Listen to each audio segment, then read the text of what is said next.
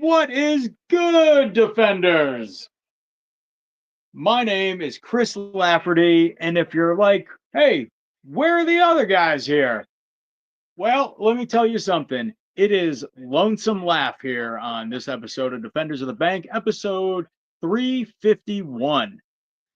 So tonight it's going to be a little special episode for y'all here tonight. As we mentioned last night on our Instagram, we have Scarf in Costa Rica.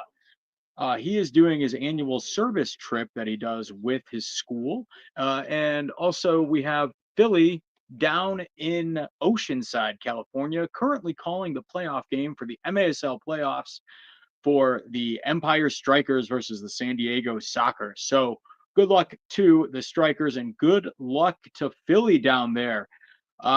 Everybody in the chat, it is me tonight. Rob Risley doing his taxes, so he thanks me for the break. Rob, I hope you get a good break on your taxes. So, yeah, everybody, tonight's going to be a little differently, like I talked about last night on Instagram. It's going to be just me, and we're going to do things 2 for 1 tonight here on a Friday. We're going to talk about the game versus Miami from Wednesday night, and we're going to preview tomorrow night's matchup against the Houston Dynamo. If you're in the chat on YouTube, I encourage you to join along with me tonight. Since it's going to be just you and I, we'll have plenty of time to banter and get back and forth and throw your comments in there, and let's make them part of the show. For everybody who's going to be listening later, I hope that you had a wonderful time watching the Miami match. If you got to experience it in person, what a game! And if you didn't, you only saw it on TV. Well, let's fill in a little blanks for you too while we're at it, because it seems like, especially with one of the plays that went on, and I think you'll know which one we're talking about later. They kind of only showed one side of the story on it, so I want to set the record straight from my point of view that I saw. So, while we're at let's let's just jump right in. Today, Scarf is usually our historian here, as well as the math and Latin teacher that he is. He's also the history teacher, and usually does the one this day in LAFC history. However, we're going to just jump right into things with the game from Miami. We're also going to talk a little bit afterwards about the LAFC 2 match. I'll mention a few notes, sprinkle them in there. But we're just going to get right into it. Tonight's going to be a quick one if it's just me here. We're going to just get right into it now with LAFC versus Inter Miami from Wednesday, April 2nd. A good midweek matchup. And boy, did we fill the place. It was announced a complete sellout of the stadium. And on a Wednesday night is not something you see pretty often. So to be there for that match and to see that crowd as raucous as they were, was really a sight to behold. And that's one that you're going to get when you have the likes of Lionel Messi and company coming into town. Last time we had Inter Miami here was Labor Day weekend of 2023, a little bit more conducive to people's schedules when they have, the holiday. So they're going to have the day off. So this was going to be a test. We were really going to see. Ticket prices didn't seem to be as drastic as they were for the first matchup, thankfully. And that, I think that played into the favor. We had a packed house, and by all accounts, I think a better crowd this time. I think last time everyone was there for the spectacle of Messi, and there was a lot of that here instead of this past week, and a little bit more pink than I would have liked. But I think everyone is there more so because there was a belief that we could beat these guys.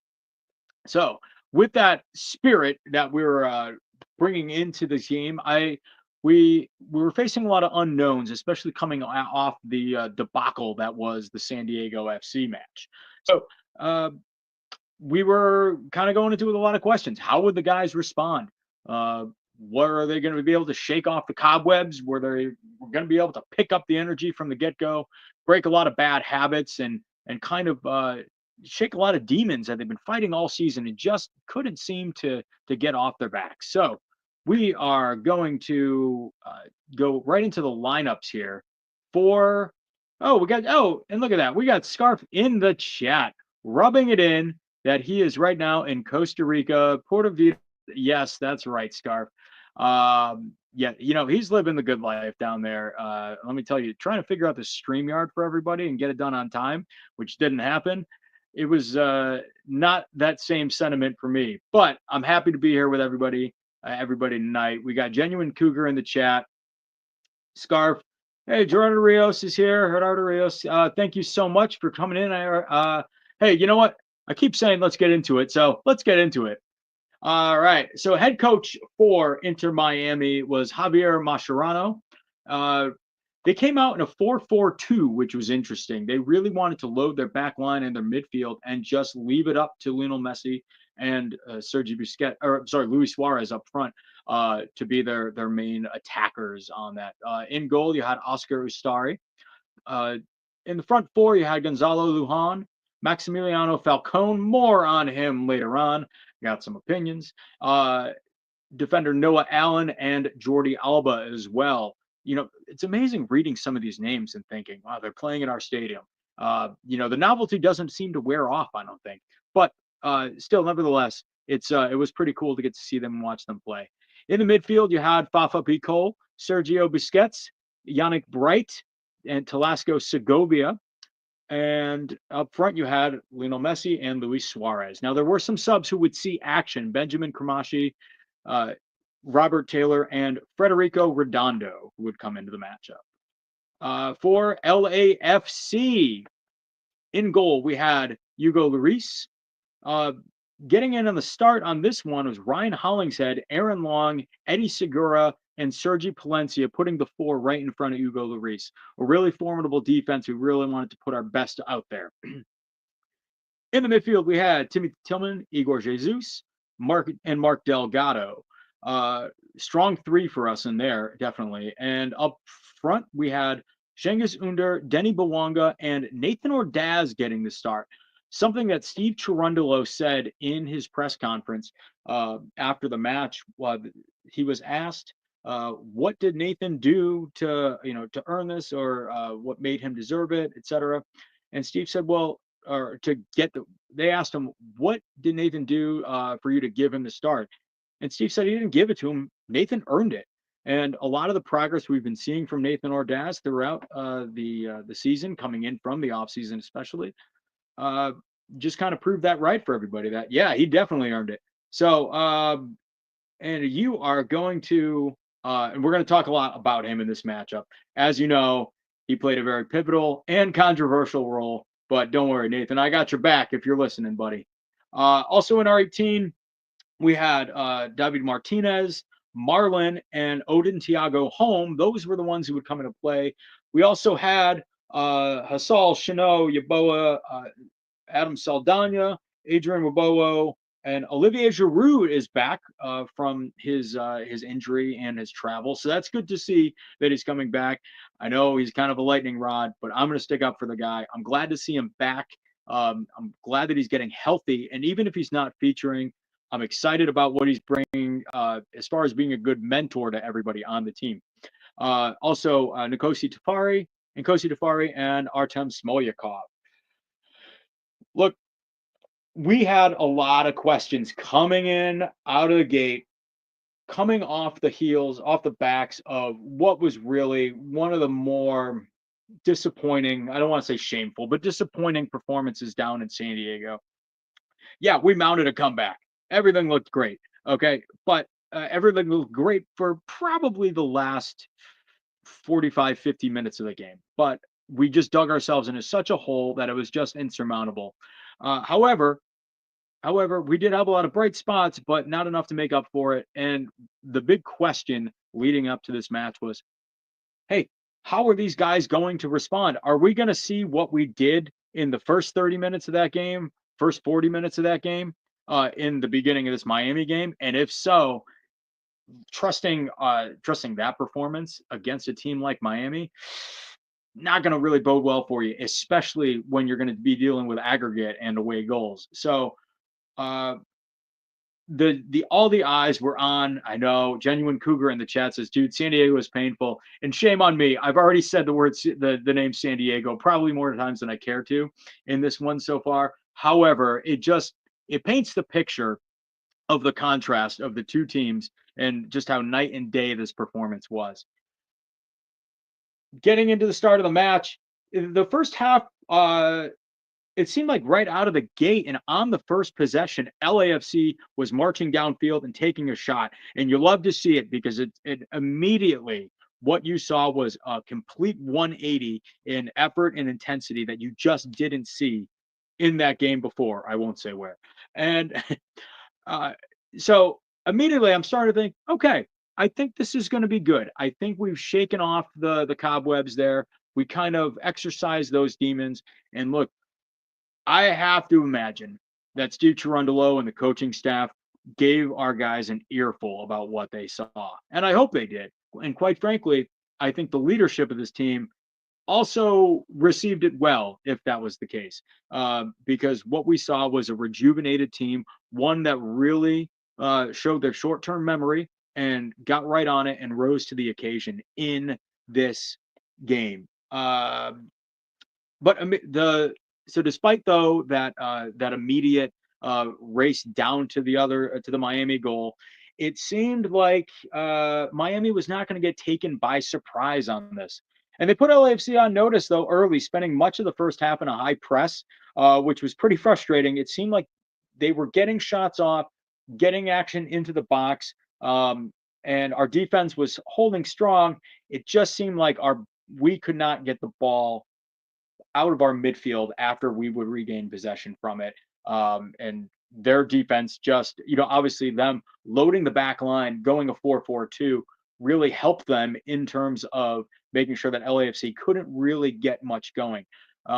However, I think what they had to do was account for the fact that well, they needed that extra bolstering of their defense because for as you know accomplished as all of the players on Inter Miami are, they're also a little bit more, they're a lot older than a lot of the guys that LAFC is going to field out there. They're not maybe as fast as them, even though, you can argue that guys like Lionel Messi, et cetera, are going to be way more skilled than a lot of guys in MLS.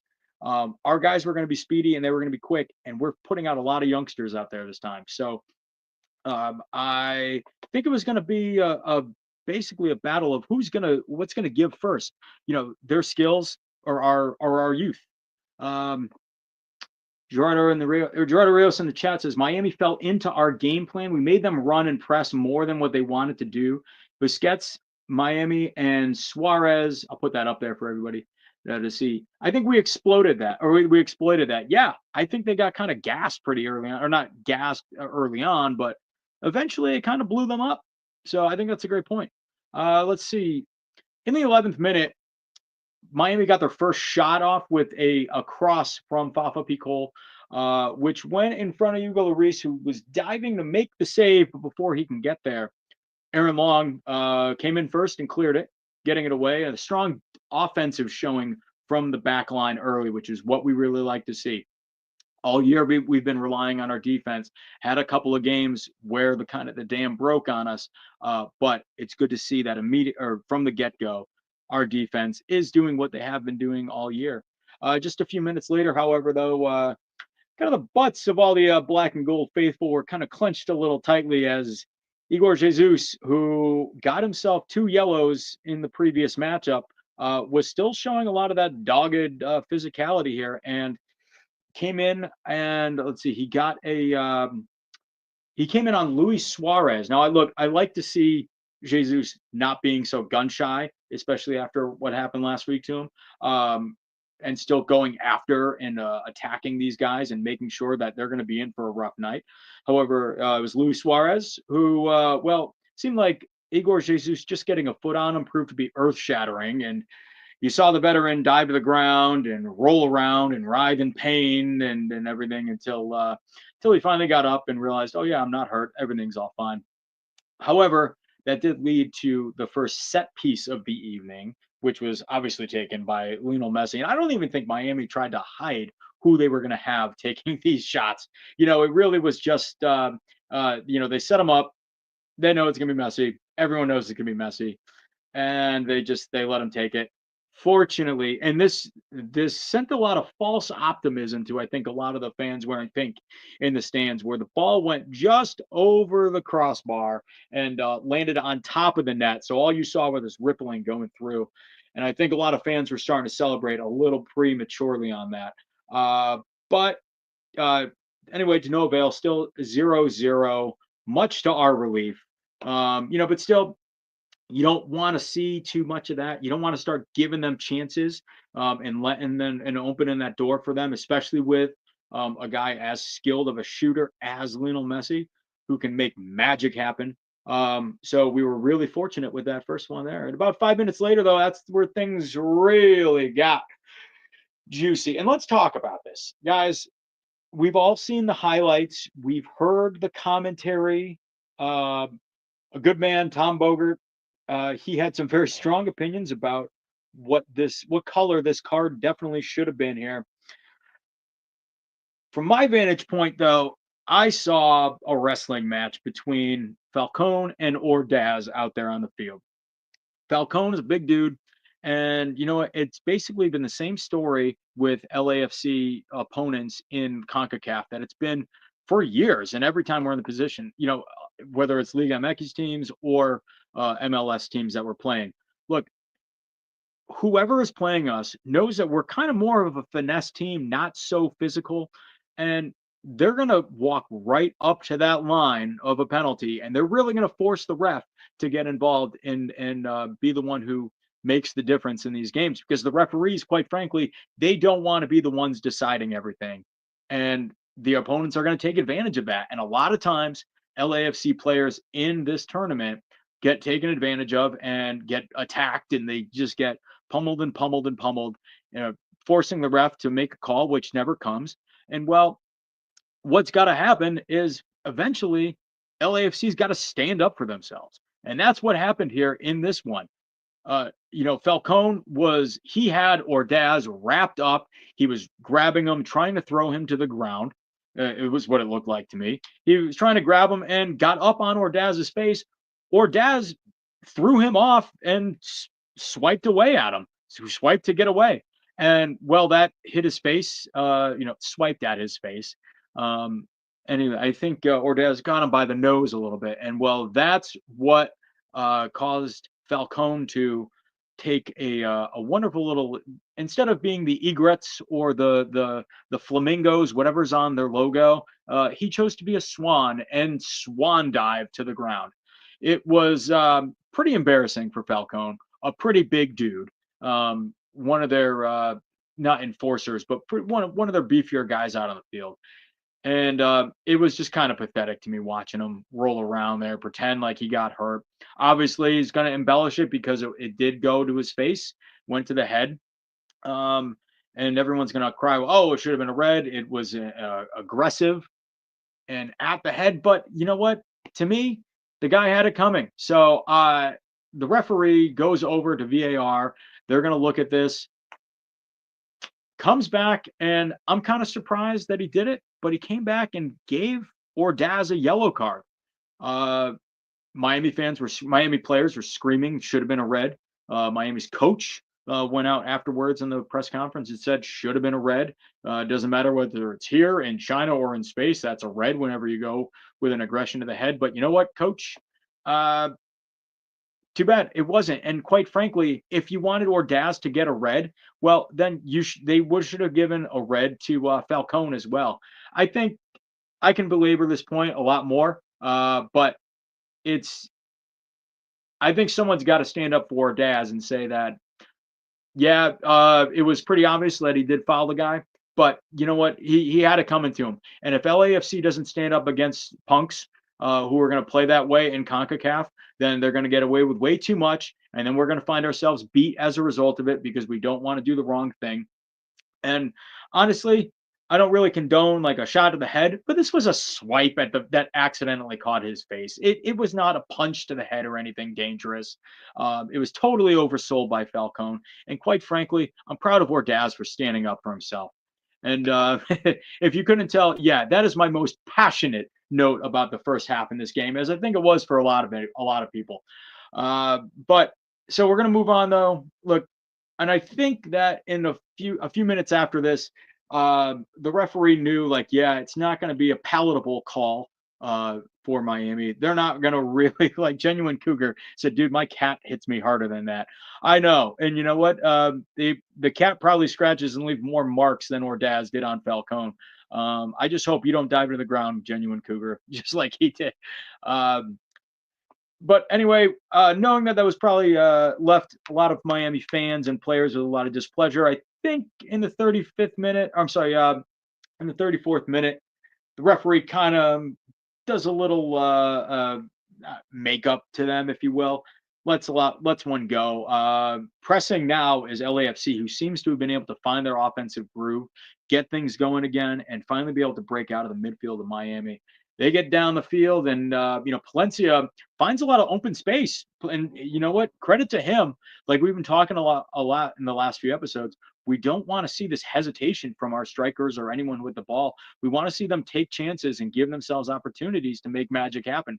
Palencia starts driving into the box, and before he can get a shot off, he's taken down to the ground by a handful of Miami players. I didn't get to see who exactly, but he's tackled in the box. No call from the official, and the official just lets it play on. My opinion, could have been a penalty, but you know what? Hey, if that's the way the referee is going to dictate this game and let a lot of things play on, great. Step up and just keep going with it. Get back on defense and see what happens. 35th minute, right after that play, though, Miami is pressing and Segura fouls Messi, leading up to another set piece deep into Miami's territory. Look, here's the thing. Just as we talk about Giroud on offense as kind of a lightning rod, really not a fan favorite at this point. A lot of people are calling him a flop or a bust, whatever. A lot of that same energy goes towards Eddie Segura. Not from me, but a lot of the fan base is just frustrated with him, doesn't see the appeal in him, is always nervous whenever he's around. And this play on Miami, like on Messi, like we said before, you don't want to put yourselves in positions where Messi's going to be able to take a shot on you. But I gotta say, Eddie, up to this point, was playing so solid on this game in this game, standing up, standing all the Miami players up, not giving them any space, making great passes and great defensive efforts on him. I got to give him his credit because you know what? He gets a lot of flack, and in this big moment, he stepped up big time. Now, this is one of the few mistakes he did make in this game that had me a little scared, but you know what? I'm okay with it given the rest of his performance, but you're still a little nervous thinking it's a set piece for Messi, basically straight on to the goal, just a little farther back. Fortunately, though, it was saved comfortably, shot right at Hugo, who made the save, and disaster has been avoided in an otherwise solid game from Eddie Segura. But then after this is where momentum starts to shift. We saw LAFC really start to take control back offensively, and Bouanga, with everything we've been seeing before, a lot of hesitation, maybe not being able to break through the defenders. What we were seeing from him in this game was he was getting that momentum early, getting that space early, and he was attacking. He was taking that space. He wasn't letting the defenders square up on him or give him a chance to catch up. He was going right after them and trying to make things happen. So in right after that set piece from Messi, you see Bouanga get down in the goal with a cross to Ordaz, who just was off balance, trying to make something happen anyway, but just couldn't get control. Luckily for them, though, it did go off of Miami defender and led to a corner kick. In the 40th minute, as the half starting to wind down, we see Bouanga start to show flashes of what we've always known from him, the more familiar Denny that we know and love. And then a few minutes later, getting down to the box after another opportunity from Bouanga, you see Mark Delgado taking a shot. Mark Delgado, who's been a solid player in the midfield for us all year, stepping up big in this game. One of those guys who just does not allow a lot of space for Miami's offense, is always on them like a bad habit, just really sticking it to him. And now he's finally got opportunities too to take a shot. And just like we said, we're starting to see that more well-balanced game from LAFC. It's not just a defense and no offense. We're starting to see both sides of the ball click. midfield getting involved. You really love to see it, especially for a guy like Mark Delgado, who's been solid for us. I'd say an anchor. Unfortunately, the ball does not go in, and pretty much that takes us to the half. Looking at the half, Miami possessed the ball more than LAFC did in this, probably because of their strong start. But LAFC did go into halftime leading with shots 5-3 over Miami, with two of their on target as opposed to Miami's one. Look, both teams are playing each other very tough, and that was a stark contrast for LAFC compared to their previous matches. Whatever Steve Cherundolo and the coaching staff said and the leadership for this team said, it did not fall on deaf ears. So, it was a second yellow in the last match that has Igor Jesus suspended for this weekend's matchup in Houston.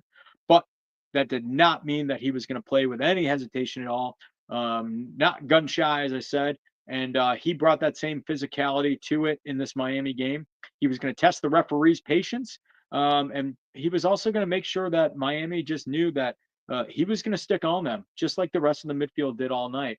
Really love to see it from him. We talked a lot about his youth and inexperience and how LAFC is asking a lot from this young guy playing the number 6. And when you're to put him in the starting lineup against Lionel Messi and company, that's probably going to be the biggest test of his career so far, maybe for a while going forward. And the dude stepped up. Now, the second half, this is where things started to get fun, because coming out of the gates, just like we started off hot in the beginning of the game, did so the same coming out in the second half. Look, immediately we are back on the attack. Ryan Hollingshead trying to get himself in on the score sheet here, flying in all the way from the wing, finding an opening, getting past 4 Miami defenders, taking the shot, going just wide, but still the momentum is on LAFC's side. And you like to see how many people we already talked about. Mark Delgado getting involved, Sergio Palencia getting involved on the offense. Now Ryan Hollingshead getting involved in the offense. Not just our forwards are getting in on the action. But speaking of forwards, and speaking of the man that we talked about so much in the first half, now we're talking about him again here in the second, coming up big in the 57th minute. Momentum is back on LAFC's side as Nathan Ordaz, streaking straight up the field here, has a bunch of guys on him, but also has open space. You see all the Miami defense starting to go back, set themselves up, thinking he's going to keep just pressing forward, getting into the box, getting as close as he can. And all of a sudden, before anyone realizes it, boom, the ball's off his foot and in the back of the net.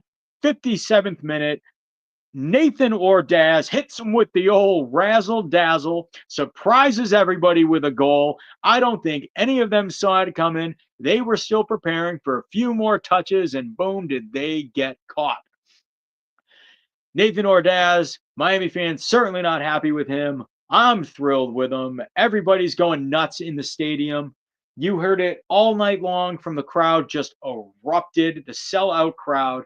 All the Miami fans, too, that were in our area, I looked around at them, didn't say anything, didn't want to rub it in, but I just took in their reaction. And it was just funny watching them go, wow, did not see that coming. A play that you would expect from one of Miami's powerhouses. But yet here you have 21-year-old Nathan Ordaz stepping up and being the big man that he is, and really just, giving us a lot to be proud of, more so than we have for the rest of with everything else that he's done all season. You just love to see it from Nathan Ordaz. I said it on the show, forwards go forward. That was my frustration with our attack, was that our guys were just always going side to side, always looking for the pass, not really trying to take advantage of any opportunity. Forwards go forward, and on this one, man, strikers strike. That was what Nathan Ordaz did. He just put the dagger right in the heart of Miami. All momentum on our side. Still, it looked like we were just not going to let up. In the 64th minute, after a series of crosses into the box and a couple of shots saved by Miami, Tillman gets a shot off as the ball bounces back to him, and it looks like it's going to go in. It should go in. The goalkeeper is not in position. However, Falcone, we talked about him before. He went down on one knee. Surprised he didn't dive down on one knee. Got there and was really Johnny on the spot. And he, by himself, saved that goal, which would have been a surefire goal from Tillman. Really, Miami gets away lucky with that one. That Falcone just happened to be there and had the heads up play to make the stop. So still 1-0 for LAFC, and frustration though at this point is definitely starting to show for Miami as Busquets in the 70th minute shows his character, takes down Palencia, who's on the ground curled up in pain. And well, Busquets, he feels that, I don't know, maybe embellishing or diving or just acting to the pain that he's in is only a privilege afforded to the men in pink. And he took exception to that, got right in Palencia's face, points his finger at him, gets down in the face. Everybody comes in and breaks him up. And the referee flies in, gives him a card that matches his shirt, yellow. And that would prove fateful for Busquets, as that means that he's now accumulated enough yellow cards in this tournament to be suspended for next match, or for the match next week, leg 2 against LAFC in Miami. So a big blow for Miami. That's something that they're going to have to really work on with their lineup. But hey, not my problem. He did it to himself. That's all I can say about him. Moving on to basically wrapping it up here in the 95th minute. Oh, before we do that, go back. I'm looking at the chat here. Good to see everybody. Oh yeah, Ordasm. Oh, wow. There's like 2-3 people in a row posting Ordasm there. I had the pleasure of meeting Nathan at an autograph signing last season back in the fall, and I said to him, "Hey," I was like, "By the way, I came up with a nickname for you," and he goes, "Not Ordasm, right?" And he, so if you're writing that, just keep that in mind. Seems like Nathan's not a big old fan of it. I don't think he was a fan of mine just because he didn't get it, but I think the old razzle dazzle works a little better for me. And it's a little more family friendly, just like this podcast. Risley in the chat. Oh, sorry, I'm eating marbles for dinner tonight apparently. Chris, were you in 210, or is that another Randy Macho Man Savage-esque person? I actually had the pleasure of taking Scarf's seat up in Founders Club. His face value for that ticket was just as cheap as the cheapest ticket to get in to the match, which was the same price as supporters tickets on the resale market. So no, I was not in 210. My normal section is in 209, where I normally sit. But for this game, I was up in Founders, so right across from 210, essentially. However, I want to give a shout out to El Soccer Guy, who can follow him on Instagram. He also altered his jersey to look kind of Macho Man Randy Savage-esque. But if you look, actually, if you're watching on YouTube, you can see I decorated my backdrop here with my Macho Man Randy Savage jacket, brother. Oh yeah. All right. Anyway, wrapping it up here. 95th minute. Here we go. We find ourselves again wondering if this is it. Are we going to snatch defeat from the jaws of victory? Messi gets another set piece on what might be their last possession of the game, on what is their last possession of the game. However, to no avail. LAFC hangs on for the 1-0 victory in leg 1. And yes, I am celebrating leg 1 as if it's its own separate match. I know we still have a long way to go, but there you have it, folks. The home crowd goes home happy. And it was definitely one to celebrate for LAFC. Kind of blew through all the notes, gave the kind of an abridged version of everything that happened. We wanted to hit just some of the keys, and overall, kind of the main points of it were this. We had no indecisiveness from our team. I think that's what was really holding us back in some of our other matches. Like I said, offensively, not looking sharp, not really sure what to do, hesitation, looking more for the pass as opposed to the opportunity to shoot.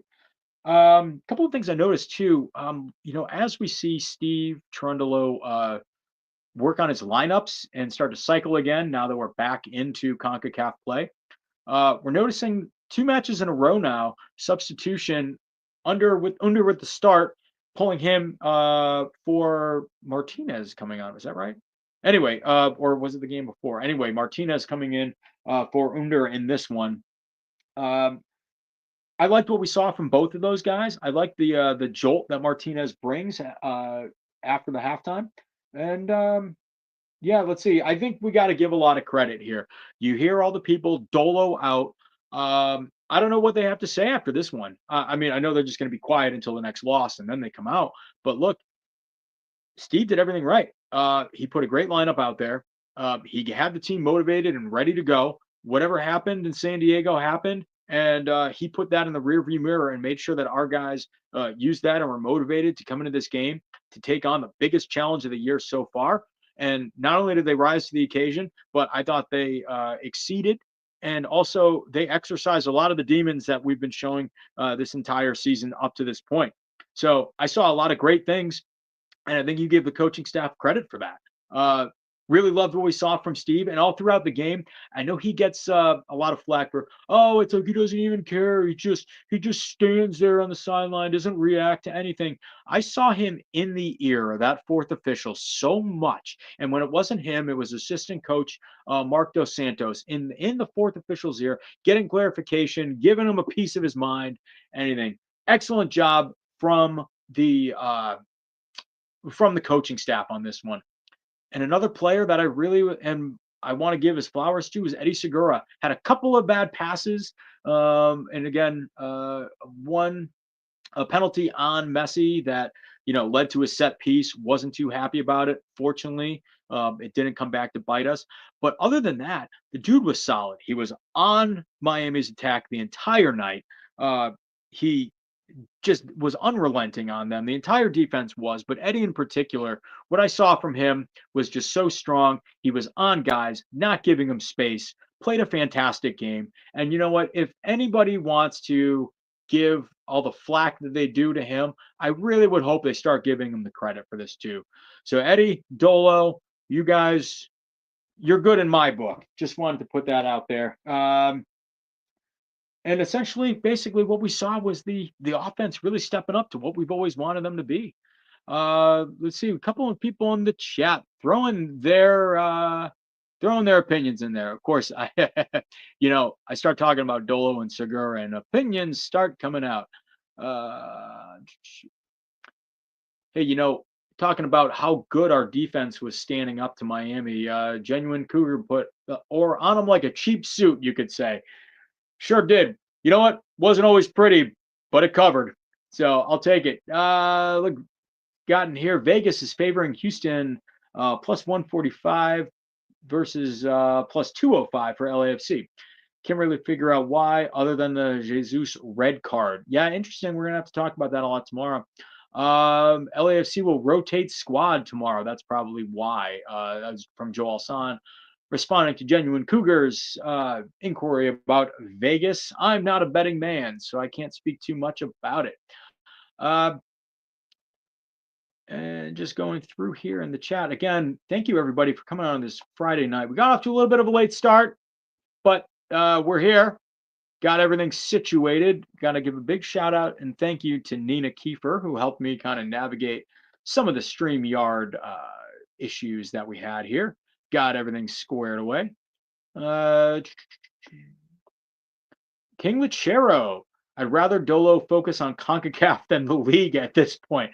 Well, he's focusing on both, which is a tough task for anybody. But I really like what he's done, especially in the high stakes of the CONCACAF tournament. We're one victory away from making it to the semifinals again. So I'm really, really encouraged by that, and I think I like what Dolo's been doing. I like his ability to multitask. I like that. Yeah, and I think what you're saying is if you got to put a priority right now, I would say CONCACAF is the priority. It's such a long regular season for MLS. You don't want to start losing points because you kind of start thinking back to last year where it was such a dogfight at the end. Came down to a lot of different scenarios for getting that first place seeding. But and then you start to think it's kind of like in baseball, the old saying, "What's the most important month in baseball?" All of them. Yeah, points are still points, whether they come in late February or early or late September. So I really like what he's been doing with CONCACAF. I know the priority would definitely be on on CONCACAF at this point over the regular season, but I still like that he's keeping an aggressive approach for the MLS. Erica says Ordaz is a menace. Yes, no matter what you call him, Ordaz has been a menace, and I love the way that he's making it known that he belongs out there. He's not just a kid playing with the guys, and it's a cool story. He is definitely one that belongs. Hey, look, let's switch gears. Like I said, this is a 2-for-1, and well, we've gone 40 minutes talking about Miami. We're not going to go too much longer. We're talking about Houston tomorrow night. Look, Houston. So tomorrow night's game is going to be away on the road.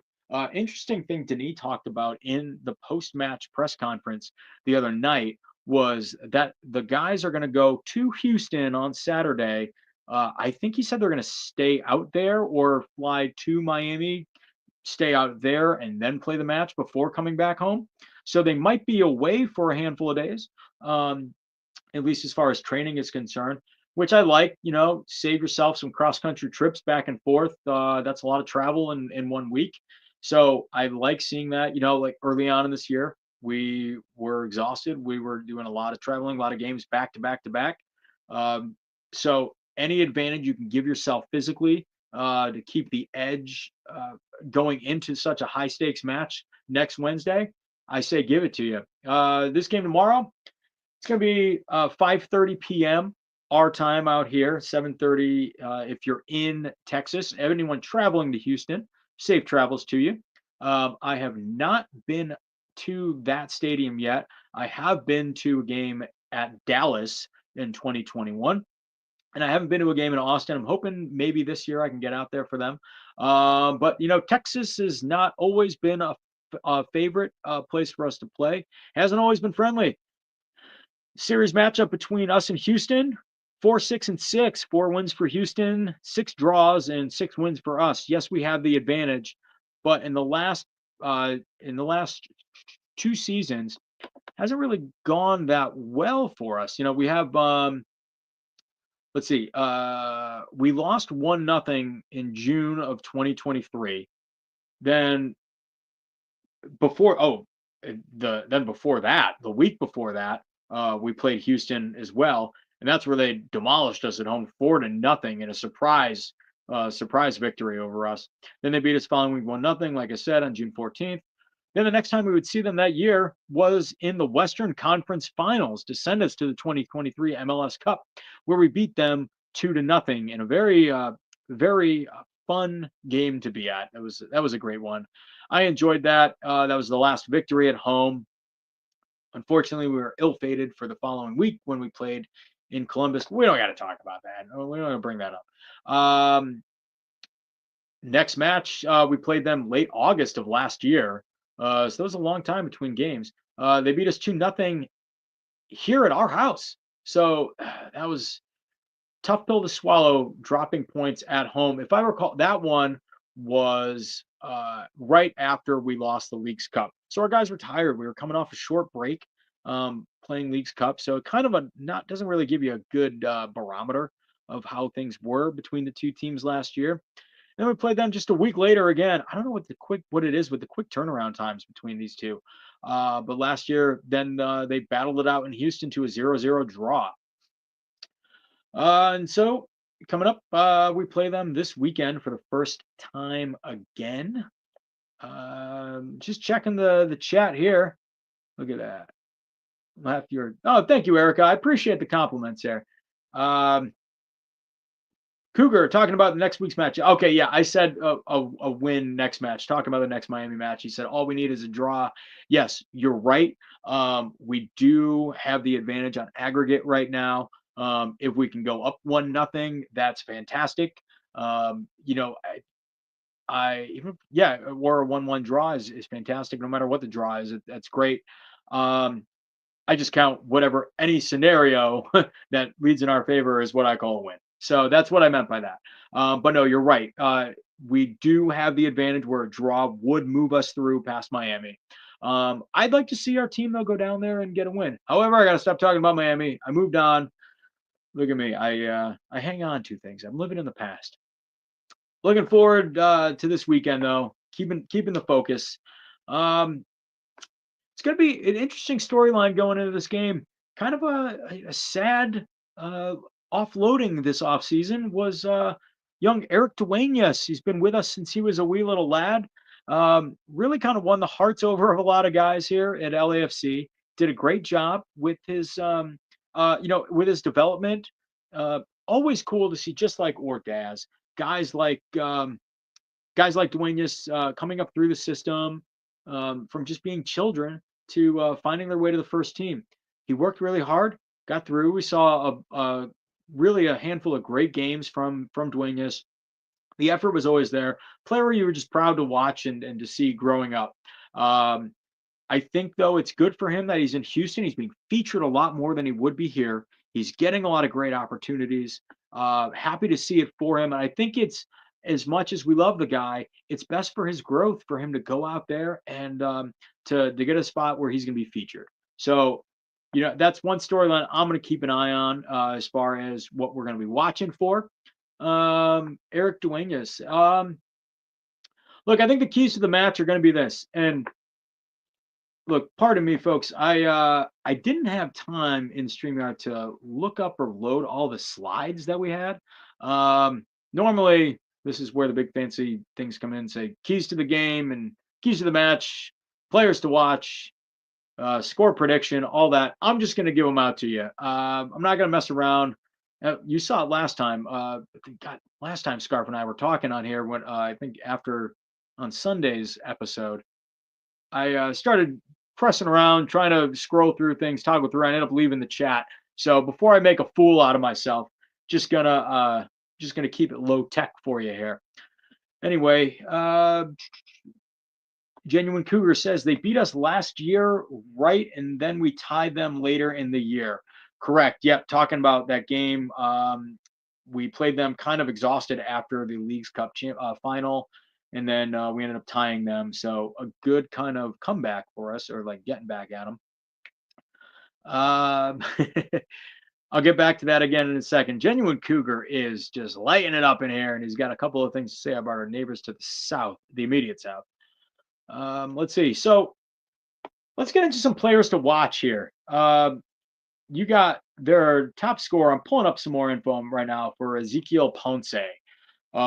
He's their leading scorer right now. He wears the number 10, right-footed out of Argentina. So far, though, he started in 6 matches so far. He's got 1 goal and 1 assist in 532 minutes played. So look, if he's your leading scorer, that's not a great sign. They're not going to be a high-powered, high-shooting offensive team. He does have 2 yellow cards, so like he's not really in danger of anything. So he's going to be playing a little bit more freely. He's taking the majority of their shot attempts. He's got 75% of their shot attempts on the season for Houston. So look, he's going to be somebody, Ezequiel Ponce, that we're going to have to really keep an eye on, just because that is their main target, their main threat down in Houston. I think, though, given our defense, I really feel like, especially how high they're flying right now after Wednesday's game, I really think we're going to take it to him. And a guy like Ponce, I think that we're going to be able to effectively tamper down right there. The other guy I want to keep an eye on in this game, I think that we're going to see some rotation pretty much most of the year, with the exception of one match where we started Martinez and Ordaz together. I think we keep an eye on the combination of Martinez and Under. Like I said before, we rotated one for the other a couple of times. I really think that I think Under and Martinez are both playing exceptionally well right now, and both with a very different skill set. Martinez is definitely getting better and continues to progress in his ability to find opportunities and create opportunities for goals. Under has been doing an excellent job of taking some shots, but creating opportunities and making these chances for teammates to get goals. So he's responsible more so for kind of expanding and just kind of widening or stretching out our offense and therefore stretching out the other team's defense and creating a lot more holes and opportunities for us to find space in the 18. And I think because of him, ever since he's come on, only 1, 2 goals, I think, for Under, but has definitely made it so that we're in much better position to start firing again. And I think with his skills out there and his attitude, the guy seems very brash, very bullish out there, which I love to see. I think that we're starting to really get more of an aggressive attack, and I think he's the catalyst for all of that. So if anyone in the chat here has anything that they want to add about their players to watch or anything, I'm all ears. Like I said, it's a Friday night. I've been talking for 15 minutes, talking about, well, 3 teams, us and Miami and now Houston. Not really too blown away by anybody. Obviously, look, they're Dynamo, but I think the more dynamic team that we were talking about was Miami. I mean, just look at the all stars on that team. Houston's kind of a younger team. Trying to find their record for the year. I don't have it right offhand. However, I think that they're a team that we've had the habit LAFC has had in the past of playing down to some of their opponents when on paper we should be doing better and we should really run away with it. And I hope that that is not the case in this game, especially after we built so much momentum from Wednesday night and erased a lot of past demons. I would hate for us to revert back to that just because the stakes may be a little lower in this match. Coming in against a winless Houston, that's the other thing. We saw it in San Diego. They did not have a win at home. It was crucial for them to get a win, and they rose to the challenge. Houston at home, who has already had a frustrated fan base in the last few years, starting to get upset, starting to boycott, not just not showing up to matches because it wasn't worth it for them. Here they are. If they get off to what oh god, they're 0-2-4. If they get a fifth loss already, and one at home, I can only imagine their fan base is going to be even more upset, and they're going to have a lot of trouble on their hands down in Houston. Um, yeah, loss, draw, loss, draw, loss. Well, I hope the pattern doesn't continue and go to a draw. I really want LAFC to get those 3 points. These are points that you got to get. If they're right there for the taking, grab them. Just like we talked about with strikers strike. We got to strike on this team. Especially with how good we looked. We got to just show it to them. We got to put everybody on notice. I think a lot of people around the league, a lot of pundits and analysts lose out on LAFC as the team to beat or one of the team to finish top of the West again, which is something I think we really can do. But I just think it's not sexy for a lot of pundits to go that way anymore. I think it's about time we start showing them wrong and start showing them, yeah, it doesn't matter who you are, whether you're Messi and Busquets and Jordi Alba, etc. We're going to take it to you. Whether you're the lowly Houston at 0-2-4, we're going to take it to you as well. Houston doesn't deserve to beat us just because they really need it. So don't give it to them. Don't give them any handouts. So I think my keys to the match, what I would say for them, will be to not play down to their level. If they're going to be 0-2-4 and they're going to play like it, that's on them. That's on their coaching staff to fix. That's on their front office to figure out. That's on their captains and their leadership to pull a players only meeting and figure all that out. So I'm not here to do any charity. I know LAFC is not here to do any charity for any teams, and I think that we really have to keep this momentum going. We're going to cycle a lot of guys, keep a lot of guys fresh from the last game, and I think that it's going to be a good chance for them to also show Steve, hey, in these bigger games, maybe I'm the one who's in and then gets cycled out for the other ones. I think we're going to create a lot of healthy competition amongst our own roster. I think we have a really great, solid roster this year that we weren't really quite sure what to make of it early on, and more we're starting to see a lot of that leadership really show through and develop. So I'm going to put Ezekiel Ponce is my player to watch for Houston, and I'm going to give the nod for player to watch for LAFC to Martinez. I know I kind of paired up Under and Martinez. I think with Martinez playing fewer minutes last week on Wednesday, we'll see more of him in this game than maybe we did Under. Um, Although I know we're not too deep right now in the front in our attack. So I think we're going to have Bawanga starting again. He's just a gamer, ready to go. I think we're going to have Ordaz maybe getting a little bit more rest. Although if you listen to Steve, he believes in him. Although I just don't see him putting him out there, especially since he played the full 90 plus on Wednesday. And so I think a young guy like Martinez, who came in off the bench on the last game, I really think it's going to be up to him to kind of be the player of this match and be our leading goal scorer going into it. I also think this is a really great opportunity for Denny Bawanga to step up. Rob Risley a few episodes ago said, "Hey, is that a phone? Why don't you call Bawanga? Tell him to get a goal." Hey, Bawanga, let me tell you something, Denny. We're going against a team that's 0-2-4. This is your time to strike, big guy.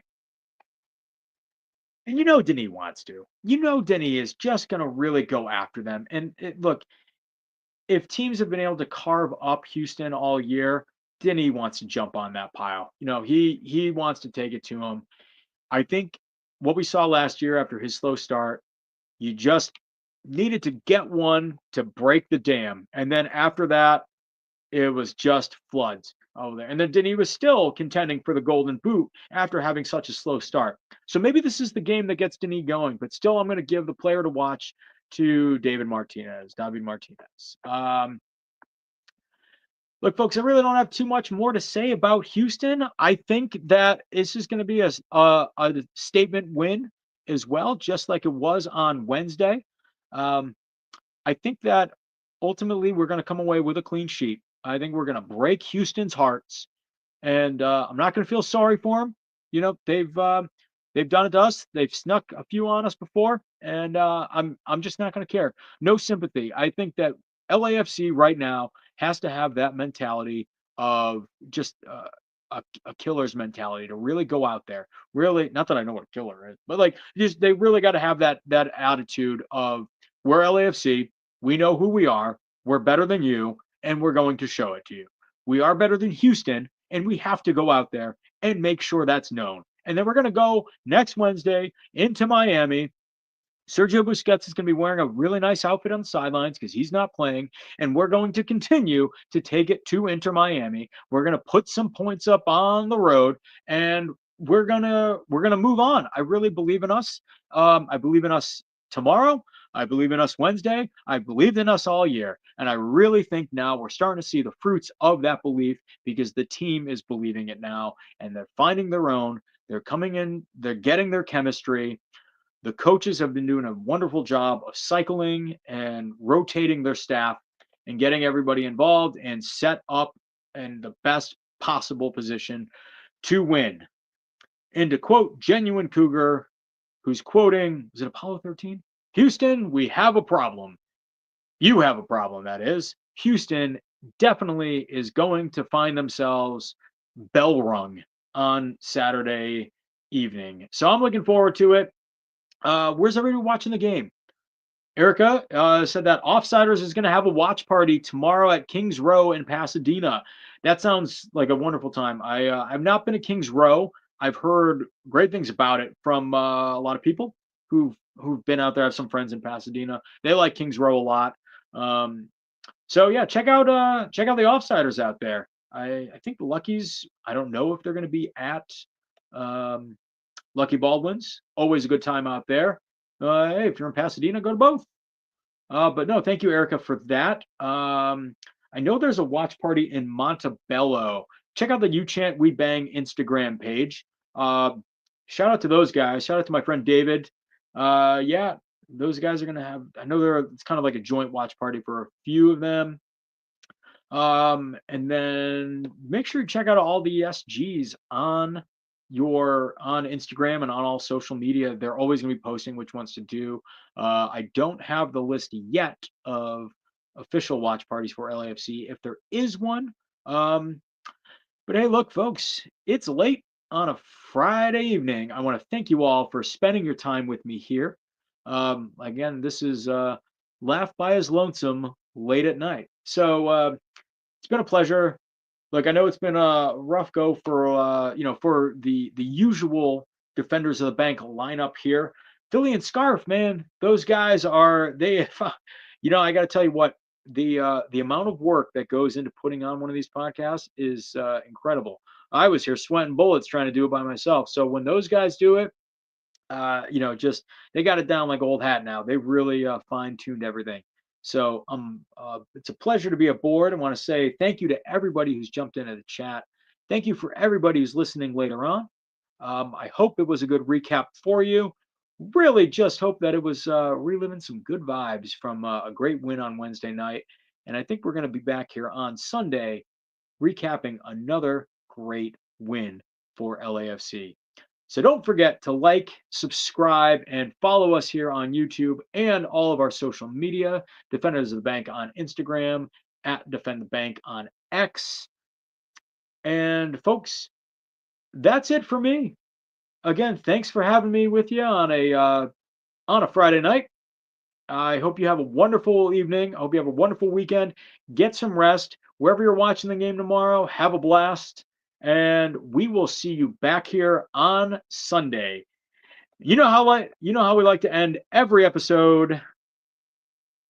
Bye-bye.